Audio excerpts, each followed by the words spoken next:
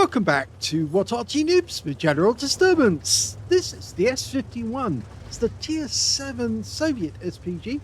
It's located on the north spawn of Cliff, and this one is under the command of 64Galaxie500XL. He's got a rammer, gun lane drive, and a mobility device as his equipment. Game on! Well, he's using the 152mm howitzer, not the big 203mm one, because that's a short, fat barrel. This one is the long, thin barrel that you get with the 152. Now, it does have 30 rounds, which means that it can do a lot of damage, and it's got a fairly fast reload time as well. By the book, the reload time is 23.97. He's got 20.74. Now, he's looking for a target, waiting for the enemy to appear. There's the Alpha, 600 Alpha, 38mm pen. He's found the first target, the Jagdtiger. Lining its shots up. Oh, he's got tracked. Yep, that's a hit for 205, a useful first shot. And somebody who tracked that vehicle actually will probably end up with some assistance if he was still tracked at the moment the shell went in. Oh, that's a direct hit as well. There's two Arty on the team. The other Arty on our team is a Crusader SP. Looks like he's using the big gun. Oh no, he's not. He's using the small gun. So in which case, that Jagdtiger is probably going to get absolutely pummeled now. Yes, I expect to see a lot of shells going in there. Okay, we're almost loaded. We're loaded. Rounds out. Unfortunately, we didn't get any stun off that one. Okay, well, looking towards the center of the map, we can see that there's a KV-3. He's going up the hill, actually. And luckily, the Crusader managed to get around in. Oh, that's a kill shot! What a great shot! Right onto the engine deck. Oh, 64Galaxie, that was a good one. And now he's got an SU-130PM and he's almost loaded. That guy has got no armor. And the shell should do a penetrating shot. Rounds out. Here we go. It was a penetrating shot, and the biggie 661's a high roll. He's taking more damage, and we're getting stun assist. In fact, now we've got the communications expert working. You can see 64Galaxie's looking to get another one in on this guy. If he does, it might be a kill shot this time round. As far as we can make out, he's moved there. And in fact, he did! And he's out the game. That's a second kill for 64Galaxie500XL. So, he's having a really good game so far. He's got 2 out of his team's 3 kills. Dialed in. Rounds out. Direct hit on the IS-22. He didn't like that. He's pulled back into cover. I think I just saw the tracer coming from the enemy Arty over in the corner. We've got an event going on at the Western Pass, and at on the hill. We're going to have a go at the IS-22 again, and it's another direct hit, but this time 262.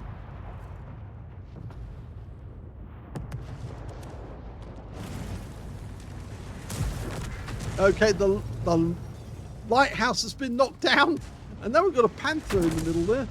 It's a tier 9 game with tier 7 tanks, and it's a we're bottom tier, and that means there's plenty of tier 7s, tier 8s, tier 9s, well, tier 8s and tier 9s to get the extra XP off. He's looking around fervently for new targets that he can hit, which I always like because it shows that he's trying to put the shell where it's going to do the most effect on the enemy. That ELC up there is spotting our team, but it's a difficult shot at the moment. There's the Panther. And the Unis has been spotted in the background. He saw that straight away. That guy's really on the ball. Okay. Just wants to let it settle before he fires. Unfortunately, we lost sight of the target, so he's going back to the sniper's nest, which is also a good place to fire at. if you haven't got a viable target already. Okay, he's almost dialed in. Going for the Panther. Rounds out. That must have done some damage to the enemy there.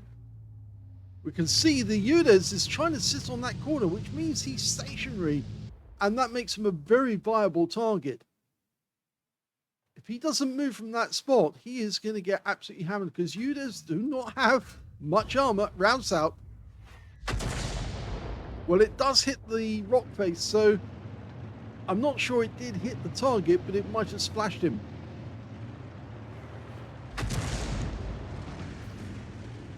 You see 64Galaxie is still trying to find something that he can shoot at the moment he's loaded. Our Crusaders having a lot of fun pumping rounds in on that Panther. Okay, the enemy's got a Crusader and he's fairly near, but he's too close to the cliff edge for us to actually get a shot in. And now we're looking at enemy targets which are in front of their cap area or near their cap area. And this T-25-2 just got himself spotted, and that's going to enable us to put a round in there on him. Rounds out. Very close. In the meantime, in the center, we've got an Oni who's come up to the center point. Unfortunately, that guy just killed our Windhund, so he needs a bit of softening up. Rounds out. Yep, that's a hit. Only 55 hit points, but it all counts. Panther's still there. Still desperately trying to get up on top of the hill. As far as we know, the ELC is still up there as well, but it hasn't been spotted for a while. Okay, that Panther is now looking to get shots into our Type 4, and I think the Oni, he needs a bit of softening as well. Okay, he's just come through the gap. Rounds out. No, not out. Now it's out. That's better. 172 from that shot. The Crusaders continuing to hit him. He's almost out of hit points. One more big round should be enough to finish him off. Rounds out. And unfortunately, he's already killed by the T-20. Okay, so there's only 7 enemy left. That Panther's decided to leave that spot because it's just too much. Oh, and he gets wiped out by the Type 4 who saw it coming. So he got an ammo rack off that guy by blowing him up. Now, somewhere over here is one of the enemy Arty, I think, the S-51. We think he's in that corner. If it's not him, and there's that Udes, and he's going to go over the edge. Well, that wasn't very effective. And he's killed himself going over the edge, frightened over the edge by our Type 4. So, is there somebody up in the sniper's nest? Well, the Batchat 12-ton just took out our KV-3. Can we get a shot? There. Close, very close. Yes, there is an SU-130PM up in the sniper's nest. He's got to be worth a shot. As you know, no armor. It's virtually, well, only, I think it's about 20 millimeters, 30 millimeters at the front of the vehicle. But everything else is so flat, so thin. Definitely worth a shell. He wants him to reveal himself again. Type 4 is getting very close.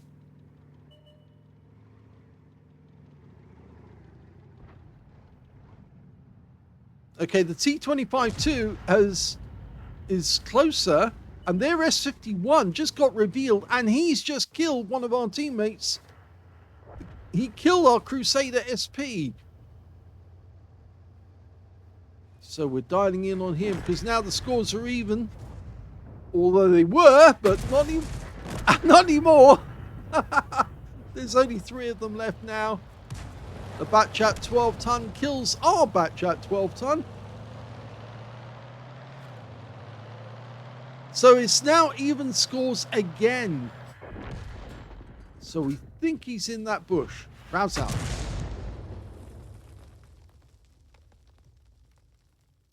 Okay, so now they're down to just two. The SU-130PM that we saw up in the sniper's nest, who's come down from there now, and a Batchat 12-ton. What we've got is the Type 4 Heavy up near their sniper's nest, who's frightened this guy away. In fact, he's still getting hits on that SU-130PM, but now we can do the same to him. Rounds up. Yes! Nice kill, 3 kills, but we just got spotted, probably by the Batchat 12-ton, so he's actually taking precautionary measures to actually get down the cliff,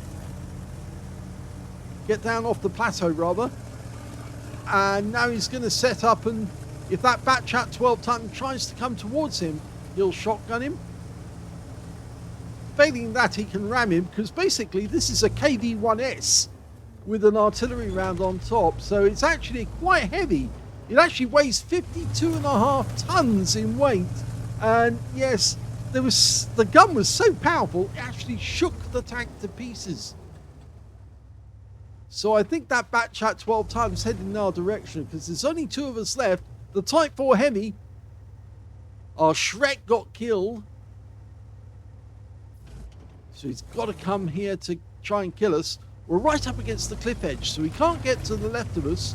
Or I'm not sure if this is a smart move. Well, he did do it. Unfortunately, now the Batchat 12-ton comes in. We've taken 1 round. We've taken 2. And he shotguns him to win the game. Well done, 64Galaxie500XL.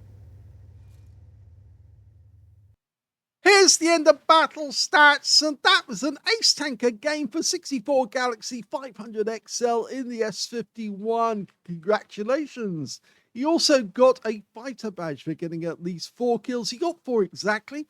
A bruiser medal for getting at least 5 critical hits. He got 7. And he got a stocks medal. Would you believe it? He took 2 hits from that Batchat 12-ton. He managed to kill at least 2 enemy tanks. And he managed to lose 2/3 of his hit points in the process and stayed alive to the end of the game. So yes, congratulations. You fulfilled all of the many qualities necessary to actually get a Starks. His win rate was 3,724, which is Super Unicum standard. Let's have a look at team score. He didn't get the highest damage in the game. The Type 4 Heavy on our team got a high caliber and a steel wall, and he got 6,271 hit points of damage, so he had a very big game. He also, the second highest was the Batchat 12-ton on the enemy team. He got a tank sniper and 4,202 hit points of damage, but he couldn't take a 152mm shell at close range because it went right through him. And in third place, it's actually the SU-130PM on the enemy team, the last one that was killed, 2,511 hit points of damage to that guy. In fourth place, we got 64Galaxie500XL with 2,264 points. So, yeah, it's not so bad, that. When we look at the number of kills, though, we can see 2 players got 9 kills between them. The Type 4 Heavy got 5, so did the Batchat 12-ton. And we can see 64Galaxie, he got 4 kills in second place. And in third place, it will be the T25-2 on the enemy team, who got 2 kills. Everybody else got 1 kill or nothing. And when it came to base XP, he's got second place again because he got 1,126 base experience points to 64Galaxie, but the Type 4 Heavy got 1,471, so just slightly more. And so they were the only 2 who managed to make it over 1,000 base.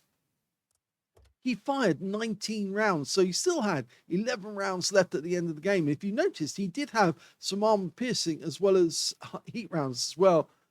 11 enemy vehicles got direct hits and 3 penetrating shots during the game and 12 splash. 2,264 hit points of damage, of which 2,011 were at more than 300 meters.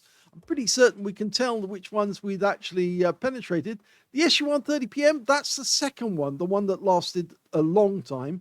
The Batchat took one penetrating shot for 442. The SU-130PM took 2 penetrating shots. The first one did a high roll for 661, I think it was, or something of that nature. And the second one finished him off. It was a direct hit and it wiped him out. That also went through. So he received 2 hits from the batch at 12 ton, both penetrated. 9 enemy vehicles were damaged, 4 were killed, and he got 1,280 hit points of stun assist off 11 stuns. On a premium count, he earned 26,475 credits from the game, and he also took away 6,756 experience points, including a mission completion of 3,378. So a very interesting S-51 game. He didn't go down into the dip, he actually stayed up on the plateau. But once he was compromised, he knew he had to get down into the dip. It's much more easier for the enemy light tanks to spot you if you stay on the plateau. But if you stay in the bushes on the, I should say, actually, it's the near the cap area in the trees on the left-hand side. Not making myself clear, but it's actually on the east side of the cap area. That's the correct way of saying it. If you stay in those bushes, you're less likely to be spotted. But if you go down into the dip, then it's much more difficult for them to spot you, but they know where you are because they can see the tracer coming out from there. So, great game there by 64Galaxie500XL. Hope you enjoyed it. If you did, please give this video a like, and thank you for watching.